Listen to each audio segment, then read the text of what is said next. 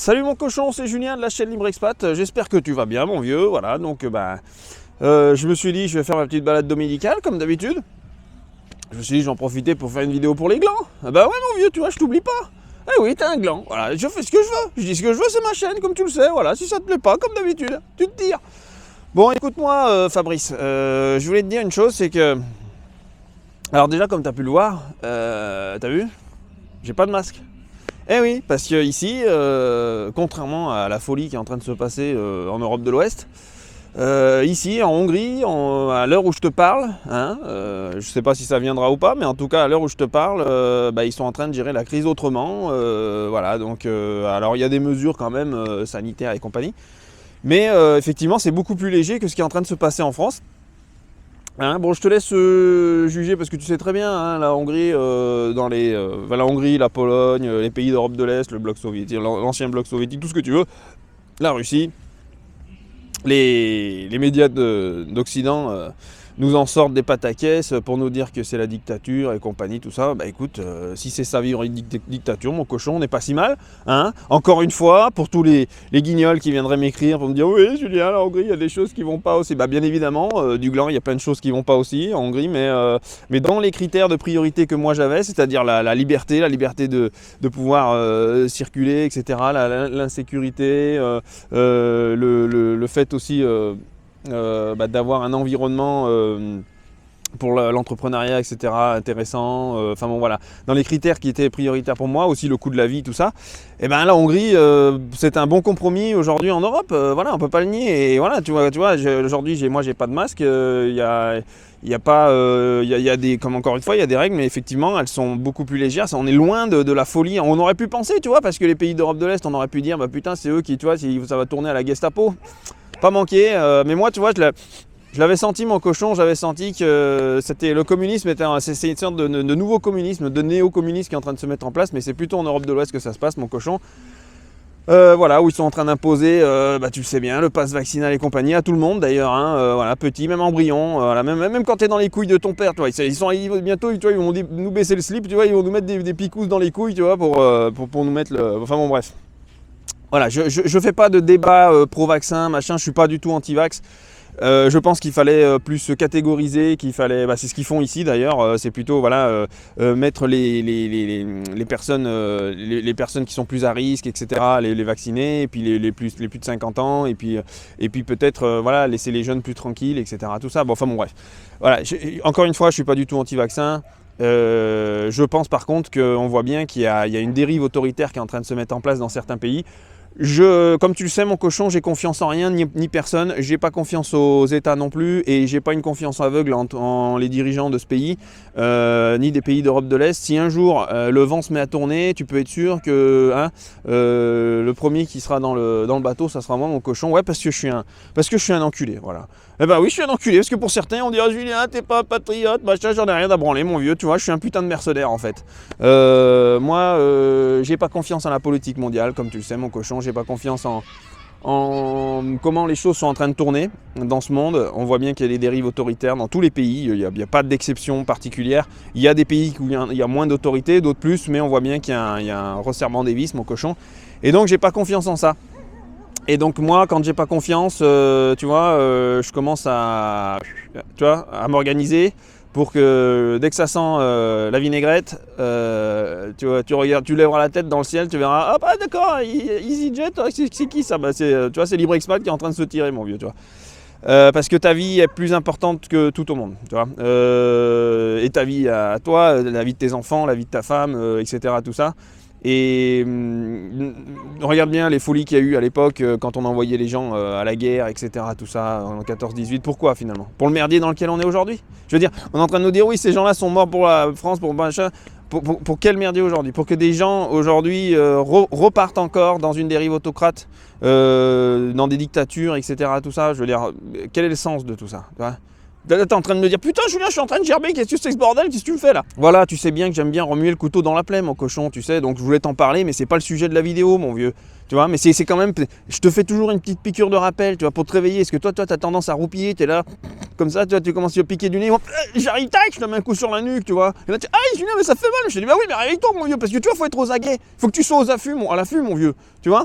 Bon, bref, c'est pas le sujet de la vidéo, je voulais te parler d'autre chose aujourd'hui.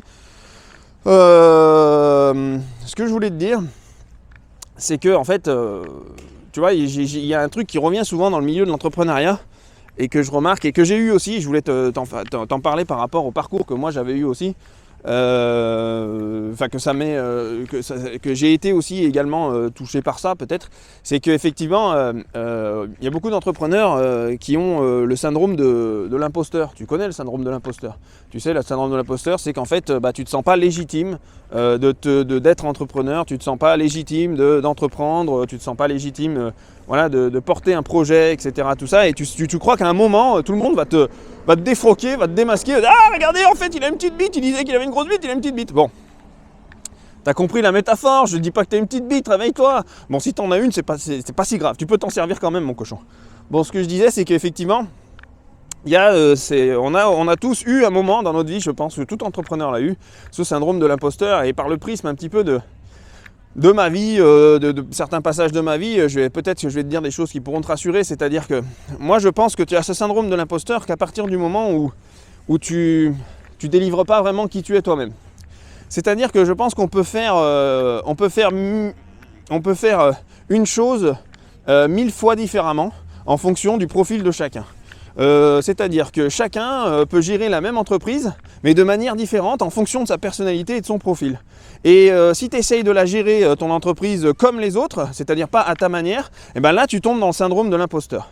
Parce que tu commences à ne plus te reconnaître, par exemple, dans les valeurs, la manière de manager, la manière de créer de la dynamique dans ton entreprise, la manière de gérer ton emploi du temps, ton organisation, etc. Tout ça. Et tu commences à vouloir jouer à l'entrepreneur, tu vois. Et vouloir jouer à l'entrepreneur, finalement, ça c'est de la surface, tu vois, c'est du vernis. C'est comme, c'est comme un resto chinois, tu vois, c'est joli en vitrine, mais on sait jamais ce qui se passe derrière, tu vois, mon Dieu, c'est toujours louche, tu vois. Donc effectivement, c'est ça le fameux syndrome de l'imposteur, c'est qu'à partir, c'est très simple, c'est qu'à partir du moment où tu ne fais plus les choses par toi-même, avec ta propre personnalité, mais tu essayes plutôt de copier, tu vois. Et ça, je l'ai eu aussi, alors. Je peux pas dire que je copiais, mais j'ai eu une époque, par exemple, où, tu sais, dans la société, par exemple, j'essayais de mimer un petit peu ce que faisaient les autres gens de la société. Parce que quand tu déboules, tu as 18 ans, 17-18 ans, et puis tu vas tu essayes de rentrer dans la vie active, dans le boulot et tout ça, moi je me disais, non, mais tu vois, je faisais des entretiens d'embauche, des conneries, des trucs qui me faisaient chier, tu vois. Au fond de moi, ça me cassait les couilles, tu vois. Comme toi, je sais que là, tu as envie de vomir quand je t'en parle. Mais j'étais obligé parce que je rentrais dans la vie active, je sortais de là, moi j'étais avec ma petite bille, qu'est-ce que tu voulais que je fasse, mon vieux, il fallait bien que j'essaye de bouffer. Donc forcément j'essayais aussi je me souviens par exemple, j'avais un idéal, je me demande pas pourquoi, j'en sais rien, c'était, je me disais, je voyais les commerciaux là, tu sais, les commerciaux qui se baladaient avec leur costard, ils se disaient, ça va Michel, c'était toujours sympa, ouais machin, ouais je t'encule, allez salut. Et tu vois, moi je me disais, tiens, ça me faisait un peu rêver de voir le commercial, tu vois, le côté, le mec qui était toujours avec sa bagnole, qui allait à droite, à gauche, tu vois, j'associais ça aussi à un sentiment de liberté. En fait, au fond, j'avais pas compris, c'est pas que je voulais être commercial, c'est que je voulais être libre. Tu vois, j'avais pas compris le truc, tu vois. Et moi, vu que je les voyais se barouder tout le temps en bagnole et tout machin, mais bon, après, quand tu rentres dans le métier de commercial, puisque je l'ai fait longtemps, j'ai été commercial dans le B2C auprès des particuliers tout autant qu'en B2B auprès des professionnels dans différentes entreprises. Je peux te dire que l'envers du décor, il est moins joli, mon vieux. L'envers du décor du commercial, c'est qu'en fait, tu as des objectifs, c'est logique, hein, bien évidemment, tu es là pour amener du chiffre.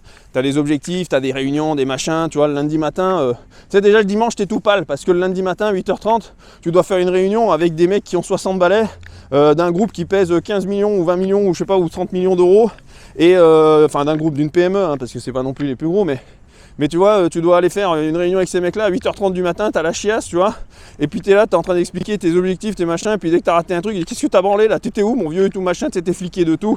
Enfin bon bref, tu vois, c'est l'idéal que j'avais, il était mauvais, il était biaisé, et c'est pour ça que d'ailleurs je m'y retrouvais pas, et c'est pour ça que d'ailleurs j'ai vite compris que, pas vite, mais je l'ai fait un petit peu quand même, j'étais pas mauvais en plus, hein, tu vois, j'étais là, moi j'étais margoulin, tu vois, j'y allais, tu vois, je vendais, j'étais bien vu aussi dans certaines entreprises où je suis passé. Pas toutes, mon cochon, j'ai eu quelques petits déboires, tu vois, des petits coups de boule qui sont passés par-ci par-là, mais bon, à part ça, tu vois, j'ai quand même, j'avais ce côté un peu sauvage, tu vois, un peu, tu vois, toujours le fond de la liberté que je voulais, et je le trouvais pas là-dedans, et moi, en fait, pour revenir au syndrome de l'imposteur, tu vois, je m'étais fait un idéal de quelque chose qui n'était pas moi, en fait, tu vois, et c'est à partir de là où c'est pour ça que j'ai pas exploité à cette époque-là mon plein potentiel. Et je voudrais que tu saches, mon cochon, parce que je pense à toi. Tu vois. Alors je pense à toi, je me caresse pas la nouille en pensant à toi, mon vieux, bien évidemment. Mais ce que je suis en train de dire, c'est que je pense à toi parce que je sais que parfois ça peut vous arriver, les gars. Vous avez ce syndrome de l'imposteur parce que vous n'êtes pas vous-même.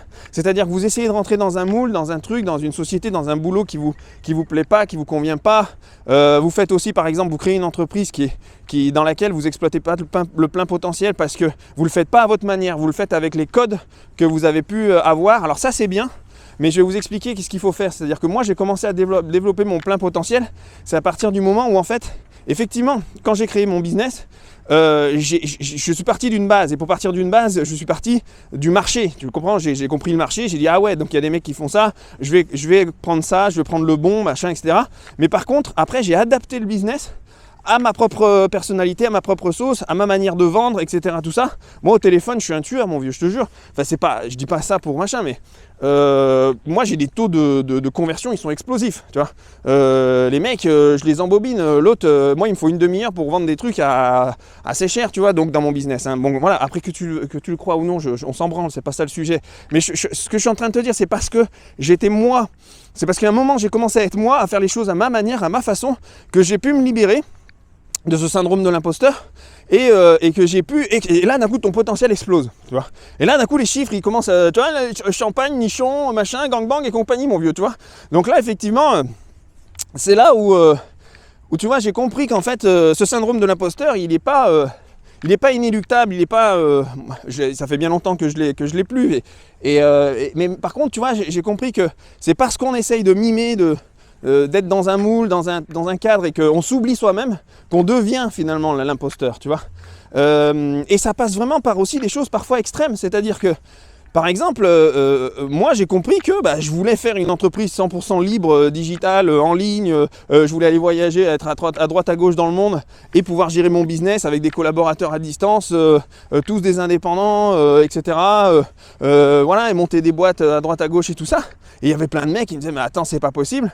Et tu vois, si tu écoutes ces gens-là, tu te dis, surtout dans le milieu où j'étais, parce que moi je suis dans le business des RH et tout ça à l'international, et les mecs ils disaient non c'est pas possible, tu vas être obligé d'avoir un bureau pour ça, machin, etc., de gérer comme ça, non tu peux pas manager comme ça, Julien, t'es un malade mental et tout ça.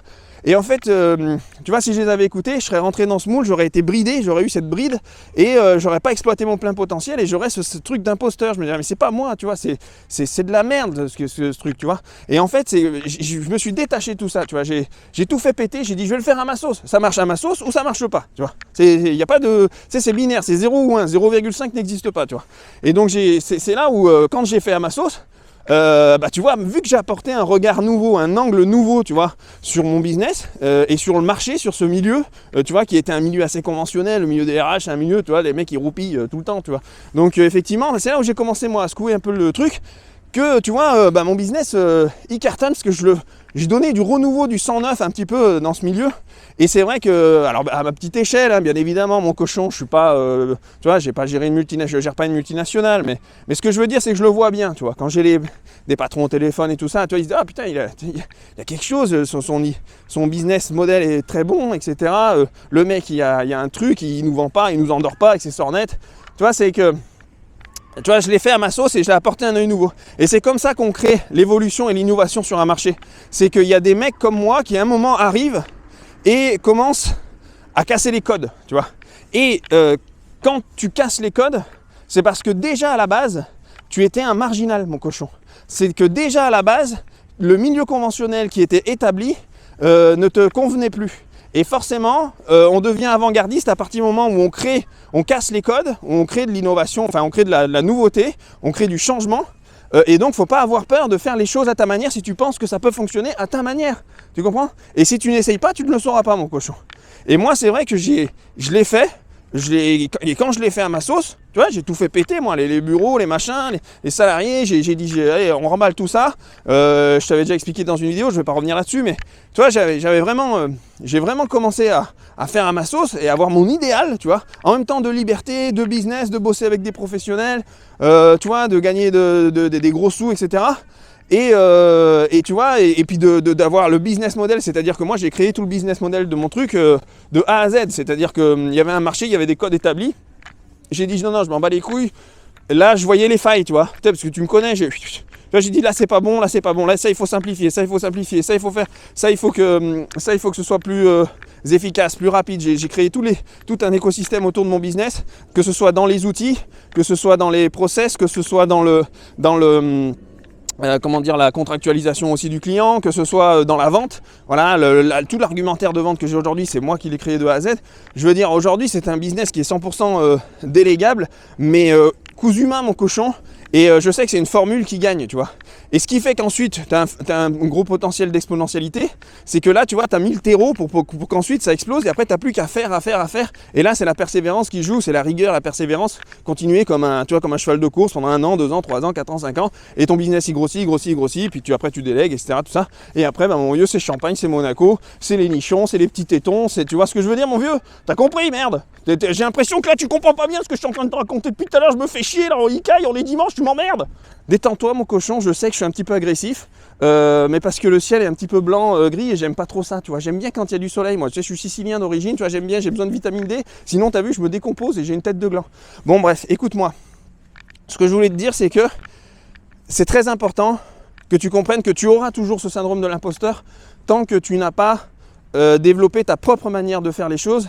Et que tu ne poses pas ta vision des choses sur tous les projets que tu entreprendras. Que ce soit dans le salariat, hein, si tu es salarié, par exemple, j'ai connu des très bons commerciaux, mais qui vendaient à leur sauce. C'est-à-dire qu'au début, quand ils rentraient dans des entreprises, tu sais, on te fait une formation, on t'apprend comment vendre le produit. Bon, c'est bien, il faut s'en imprégner, parce que tu ne sais pas tout, donc il faut s'en imprégner, il faut prendre les grandes lignes, les codes, et puis ensuite, effectivement, tu vois, tu les tournes à ta manière, à ton angle, tu vois, c'est de comment tu es, ta personnalité, ton truc. Moi, je connaissais des mecs qui étaient hyper conventionnels, qui rentraient chez un client, j'ai connu des excellents commerciaux, des mecs très très bons, et ils rentraient chez le client, ils étaient là, bonjour madame, machin, ils serraient la patte, le mec il était cintré à 4, tu vois, avec son costard, son truc, machin, c'était carré, c'était propre, mais lui, son truc, c'est parce que c'était d'être extrêmement conventionnel, professionnel, et ça en jetait tellement que, tu vois, les gens, ils étaient là, ils avaient les gros yeux, ah, c'est où qu'on signe là, ah, d'accord, ouais, 10 000 balles. Tu vois ce que je veux dire, c'est que, effectivement, il y a des gens, là-dedans, ils étaient bons. Et puis, j'en ai connu d'autres, en contrepartie, qui étaient totalement freestyle, tu vois.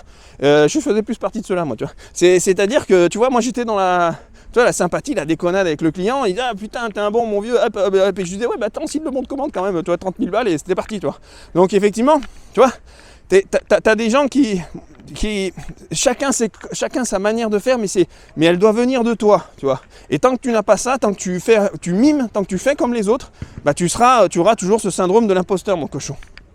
Donc il faut vraiment, tu vois, que tu te rentres ça dans la tête et que tu commences à l'appliquer au quotidien. Si tu es un salarié dans ton travail, je te conseille de le faire en gardant les règles, bien évidemment, les codes ou les process qui sont dans ta boîte. Mais si tu es vraiment dans un métier de relation clientèle, de vente, etc., tout ça, je te conseille de le faire à ta sauce, de te lâcher un peu, tu vois, mon vieux, de le faire comme toi tu as envie de l'entendre, et tu verras, ça va marcher. Et bon, moi, ma chaîne, c'est pas une chaîne pour les salariés, mon vieux, enfin, tu le sais bien, c'est plus une chaîne, j'essaye aussi de vous insuffler l'envie d'être des entrepreneurs.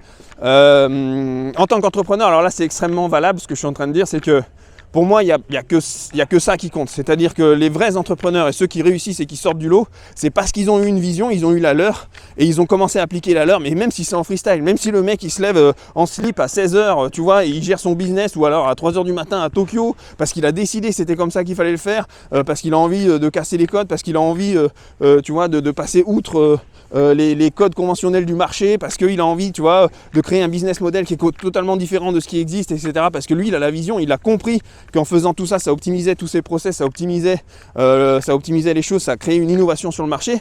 Bah tu vois, les autres forcément vont pas y croire avant parce qu'eux, ils veulent être dans le moule et ils pensent que faut toujours être dans le, c'est le système de la vie en fait, tu vois. Ceux qui changent le monde de demain, c'est pas les gens en costard cravate que tu vois au bureau. Ceux qui changent le monde de demain, c'est le mec qui est en slibard, qui galère pendant 5 ans dans sa piole pour trouver un business, et puis qui un jour se lève à 15h, Tu vois, il a une illumination la nuit parce qu'il avait plus rien à bouffer, il est au RSA et ça fait 6 mois, ça fait 6 ans qu'il est en train de gratter sur son ordinateur pour gagner des ronds. Et d'un coup, il a une étincelle et il se dit putain, j'ai trouvé, à force de gratter, de chercher, j'ai trouvé le business qui va marcher. Et enfin, j'ai trouvé mon business model à ma manière. Et ça cartonne. Et c'est ces gens-là, c'est des mecs comme, tu le vois bien, les mecs comme Zuckerberg, c'est pas des mecs du système conventionnel. Zuckerberg, c'était un branleur de geek, tu vois, qui avait envie de créer un réseau social qui était à la base, c'était du voyeurisme entre universitaires, puis après ça s'est étendu à tout le monde, etc. Tout ça, mais tu vois, le mec, c'était pas, il avait pas le profil du bon petit fifron gentil qui allait bosser à la banque, tu comprends? Donc ça, il faut bien que tu le saisisses, c'est que les gens qui changent le monde de demain sont pas les gens que tu vois dans la rue en costard-cravate. C'est ceux qui sont, en général, vu qu'on arrive dans un monde de geeks, etc., tout ça, c'est les geeks qui vont prendre le pouvoir plus tard, tu sais, c'est les grands mastodontes, t'as vu aujourd'hui, hein, c'est pas les grands, il y a eu l'ère industrielle en 1900, etc., donc c'est eux les puissants de ce monde, et demain, les prochains puissants du prochain millénaire, pas du prochain millénaire, du prochain siècle, du siècle là, ça va être les geeks, ça va être les GAFAM, c'est ceux-là, et ceux-là, ils viennent du sérail technologique, donc de l'innovation via Internet, etc. Tout ça, donc c'est des geeks. Donc ceux qui nous dirigeront demain seront des geeks. Bah ouais, je sais, ça fait chier. Tu dis putain, le boutonneux à côté de chez moi, là, c'est lui qui va me fouetter en fait. Bah oui, c'est ça, c'est lui qui te mettra des coups de fouet, tu vois. Puis certainement, il se pignolera sur toi. Bon, bref. Donc tu vois, mon vieux, ce que je veux dire, c'est que il faut que tu comprennes que n'aie pas peur. C'est pas parce que tu es marginal, c'est pas parce que tu as des idées différentes, c'est pas parce que tu es autrement que tu vas pas trouver ton plein potentiel dans quelque chose que tu as envie de faire. C'est-à-dire que tu vas exploiter au contraire ton plein potentiel à partir du moment où tu vas faire les choses à ta manière. Et même si ça casse les codes, même si c'est pas comme le système le veut, on s'en branle. Essaye en tout cas de contourner les choses, même si par exemple dans le système où tu es, tu peux pas, par exemple tu es dans le salariat, tu te sens bridé, tu es là, tu vois, tu peux pas brider, pas chinois, mon vieux, pas brider chinois, je suis en train de dire brider, putain mais qu'est-ce que t'es con, tu vois, tu commences là. Tu veux que j'arrête la vidéo ou merde? Quand je dis brider, ça veut dire que tu te sens freiné dans ton plein potentiel ou dans ce que tu as envie de faire, ou peut-être que toi tu vois les choses différemment de ton patron et tu sais que ça peut marcher, etc. Tout ça, bah écoute, si dans ton boulot tu peux pas te permettre de le faire, bah tire-toi, parce que tu n'exploiteras jamais ton plein potentiel et parce que tu auras toujours aussi, vu que tu rentreras dans un système qui te convient pas, bah tu auras toujours un peu ce syndrome aussi de l'imposteur, de dire je fais pas les choses comme j'ai envie de les faire, etc. Tout ça. Et dans l'entrepreneuriat aussi, c'est très fréquent, ce fameux syndrome de l'imposteur. C'est très fréquent, les gens ont du mal à se projeter dans la réussite. Je pense qu'aussi il y a une peur de réussir, c'est-à-dire que ils veulent pas se déclarer entrepreneurs à partir du moment où, tant qu'ils n'ont pas réussi, ou parce qu'il y a cette pression de la société qui leur dit ouais mais machin, tu sais, en France c'est pas bien vu, tu vas gagner de l'oseille et tout. Tu vois, je pense que ce syndrome de l'imposteur, il est aussi il y a cette chape de plomb de la masse qui est en train qui essaye aussi de mettre, voilà, qui met une sorte de difficulté en plus et qui te donne une conscience un petit peu négative des choses. Moi, je pense que tu dois combattre ça. Tu dois vraiment aller. Si tu as envie de réussir, en fait, il faut déjà que dans ta tête, tu aies réussi, tu vois. Fixe-toi déjà des objectifs. Et n'aie pas peur d'avoir des grands objectifs. C'est très important parce que si tu te fixes des très grands objectifs, même si tu arrives en dessous, bah tu vois, t'as quand même gagné le gros lot, mon vieux. Alors que si tu te fixes des tout petits objectifs, tu dis cette année je vais faire 10 000 euros de chiffre d'affaires, voilà, etc. Bah si t'en fais 5 000, ça fait chier. Et si t'en fais 10 000, c'est pas terrible non plus, mon vieux.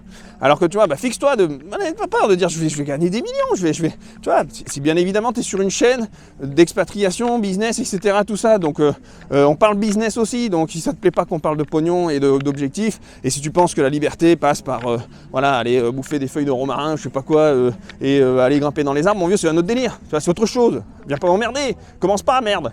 Donc tu vois, ce que je veux dire, c'est n'aie pas peur de casser les codes, n'aie pas peur d'être en dehors des clous. Et à partir de là, n'aie pas peur d'être toi-même. Parce que toi, on a tous un potentiel en chacun de nous. Je sais, même toi, mais voilà, même toi qui te considères comme une petite merde. Non, et je parle pas pour tous, mais je sais qu'il y en a certains qui ont tendance à se dévaloriser. Et ne crois pas que moi non plus, j'ai pas eu tous ces moments de doute, etc. Comme je t'ai dit, quand j'étais jeune, j'avais cette tendance, voilà, j'avais des idéals et je croyais qu'il fallait faire, tu vois, je voyais les commerciaux qui machin, etc. Je croyais que c'était génial d'être commercial, alors que c'était de la merde, les codes étaient pourris, quand je rentrais dans les boîtes, je voyais que tout était cloisonné, etc. Tout ça. Et moi, j'ai tout fait péter. J'ai dit, ah ok, c'est comme ça, je vais faire à ma sauce, je vais faire comme moi je veux faire. Et ben regarde, mon potentiel, il a vraiment explosé à partir de là. Tu vois? Parce que si tu peux pas passer par la fenêtre, passe par la porte de derrière, passe par la porte d'entrée, passe par, tu vois, par le garage, passe par tout ce que tu veux. Mais tu vois, il faut que par tous les moyens, tu puisses exploiter ton potentiel, et ça, tu le feras qu'en étant toi-même, mon cochon. Tu vois? Et là, ton syndrome de l'imposteur, il va se libérer. Voilà. Moi, aujourd'hui, j'ai plus de syndrome de l'imposteur. Qui va me dire ça? Un mec qui va m'appeler dans ma boîte, il va me dire ouais, c'est quand même un peu différent. Ouais, c'est différent, mais ça marche, mon vieux. Tu vois? C'est différent, mais on fait tu vois, des chiffres d'affaires astronomiques. On gagne très bien notre vie. On casse les codes du marché, on devient même quasiment aujourd'hui des leaders sur certains marchés. Et ça, c'est juste parce que j'ai voulu faire les choses à ma sauce. Tu comprends? Donc voilà. Donc il faut bien comprendre ça. C'est que le syndrome de l'imposteur, c'est uniquement si tu n'exploites pas ton potentiel à ta manière, mon cochon. Fais les choses à ta manière et sois toi-même. N'aie pas peur d'être toi-même.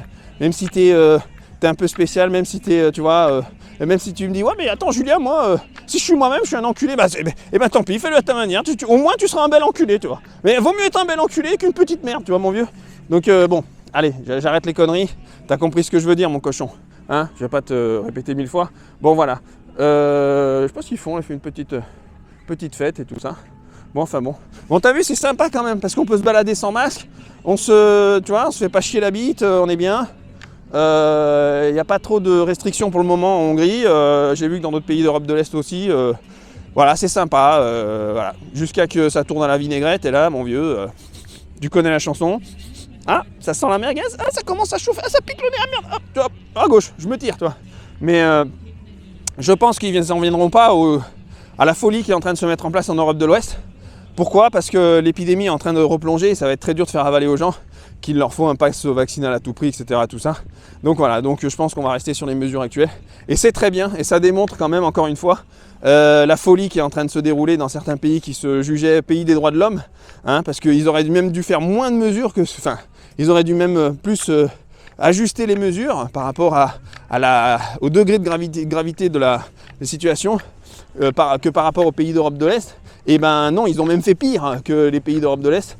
Ça démontre bien tout ce qui est en train de se passer en Europe de l'Ouest et tout le pipeau qu'on est en train de faire avaler aux gens sur la liberté, machin, mon cul, les droits de l'homme et tout ce que tu veux. Bon, allez, je te laisse mon cochon, je te dis à bientôt.